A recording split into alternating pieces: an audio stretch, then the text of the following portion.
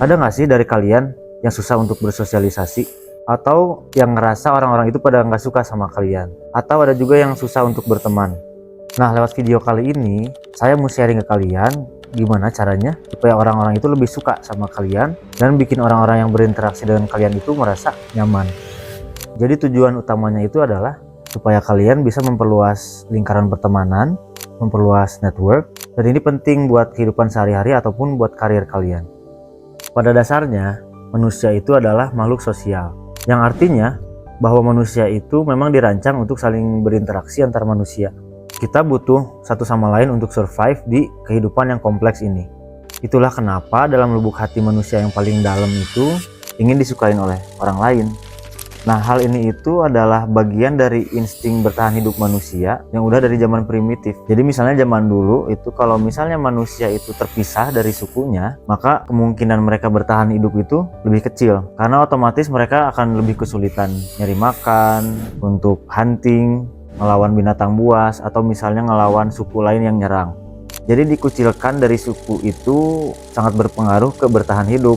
Dan sifat itu jadinya turun-temurun selama beribu-ribu tahun dari dulu sampai sekarang. Makanya kita itu takut kalau orang gak suka sama kita.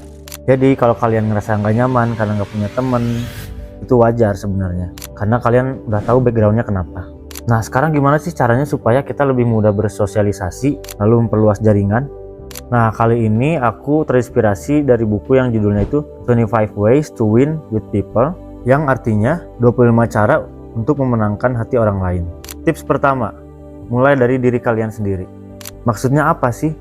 Oke, jadi kalau kalian pengen disukain orang lain, pertama-tama kalian itu harus suka sama diri kalian sendiri dulu.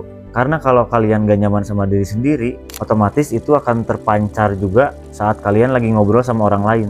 Cara kalian ngeliat orang, cara kalian berbicara, atau body language kalian. Orang yang gak nyaman sama diri sendiri itu biasanya gak pedean. Dan kalau udah gak pede, apa yang terjadi? Kalau lagi ngobrol, jadi kalian gak natap lawan bicara, misalnya kalian nunduk gini. Kalau lagi bicara juga kita ngomongnya gugup. Atau misalnya kalau lagi bicara kalian kayak garuk-garuk kepala gitu. Nah, semua ini ngurangin kualitas kalian berkomunikasi. Nah, terus gimana kita mau memperluas network kalau cara kita berkomunikasi juga jelek? Jadi kan tipsnya itu adalah supaya orang lain itu suka sama kita itu harus suka sama diri sendiri dan harus nyaman sama diri sendiri. Tapi itu gimana sih caranya? Oke, jadi ada dua hal nih. Pertama itu kita fokus ke perbaikan diri. Kedua, kita tinggalin kebiasaan buruk. Kalau kalian lakukan semua ini, kalian pasti akan ngerasa lebih percaya diri.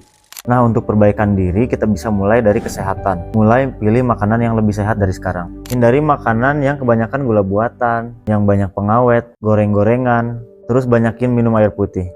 Barengin juga sama olahraga yang rutin. Nah, badan yang sehat dan fit itu tentunya bikin looks kita lebih bagus. Kulit lebih sehat, badan lebih berbentuk. Nah, ini semua itu membuat kita lebih percaya diri. Yang akhirnya kalau kita udah percaya diri, ngobrol sama orang pun jadinya lebih lepas. Nah, satu hal yang benar-benar merubah hidup saya itu adalah nge-gym. Semenjak saya nge-gym lalu bentuk badan mulai membaik, kerasa banget saya jadi semakin pede. Lalu bicara sama orang lain pun lebih berani. Orang juga akan lebih respect ke kalian kalau ngelihat kalian itu fit, karena mereka bisa lihat kedisiplinan kalian. Jadi coba deh, berpengaruh banget. Nah, selanjutnya hindari kebiasaan buruk. Contohnya scrolling medsos yang gak berfaedah. Pertama-tama ini buang waktu banget karena sebenarnya waktunya bisa kalian pakai buat hal yang lebih produktif. Kedua, kebanyakan scrolling medsos juga bikin kalian itu jadi banding-bandingin diri kalian ke orang lain. Dan ini berpengaruh ke kondisi psikologi kalian. Bisa jadi bikin kalian gak percaya diri. Karena misalnya ngelihat temen lagi liburan di luar negeri, atau misalnya temen lagi hangout sama orang-orang sedangkan kalian lagi sendiri di kamar. Nah, kebiasaan buruk lain nih, yaitu nonton bokep. Nah, ini bener-bener ngerusak otak kalian banget sih. Dan ini nggak sembarangan, saya ini berdasarkan penelitian. Jadi penelitian itu ngebuktiin bahwa nonton film porno itu dan dalam jumlah yang tidak wajar mengurangi kepercayaan diri kalian yang sangat signifikan. Karena kalian itu akan dipenuhi oleh rasa bersalah. Jadinya kalau kalian ngobrol sama orang itu jadi nggak percaya diri, kayak nunduk, nggak berani natap lawan bicara. Nah, sekarang tips kedua itu jangan terus mikirin diri sendiri. Nah, ini kedengarannya malah kebalikannya dari tips pertama. Tadi itu menyarankan kita untuk fokus ke memperbaiki diri sendiri agar lebih percaya diri dulu supaya komunikasi kita lebih baik. Nah, tips kedua ini justru ngajak kita untuk mulai fokus ke orang lain setelah masalah dengan diri kita sendiri udah beres. Jadi buku ini bilang kalau kalian ngerasa menjadi pusat dunia, kalian akan merasa kecewa. Karena nyatanya kita bukan pusat dunia. Nah, pandangan bahwa kita adalah pusat dunia atau center of attention itu berpengaruh ke cara kita berkomunikasi. Jadi kalau orang-orang yang ngerasa dia adalah pusat dunia ini, kalau lagi ngobrol itu semuanya tentang diri dia. Kadang bisa jadi terlalu nyombongin diri sendiri, misalnya prestasi atau yang dia milikin. Terus kadang juga jadinya orang itu nggak dikasih kesempatan untuk ngomong. Jadi kalau lagi ngobrol nih, mereka cepat-cepat untuk motong, untuk nunjukin bahwa mereka lebih tahu.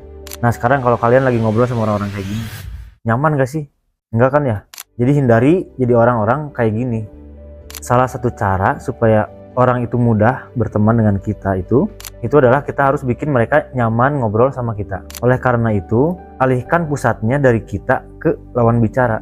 Fokus untuk lebih banyak dengar daripada ngomong. Nah itulah kenapa Tuhan ngasih kita 2 telinga sama 1 mulut. Jangan terlalu cepat ingin berkomentar untuk nunjukin kita lebih tahu. Biarin lawan bicara itu selesai ngomong. Lalu tatap mata mereka seperlunya, tunjukin kalau kalian itu benar-benar tertarik. Sesekali kasih respon kayak, oh gitu ya, menarik sih.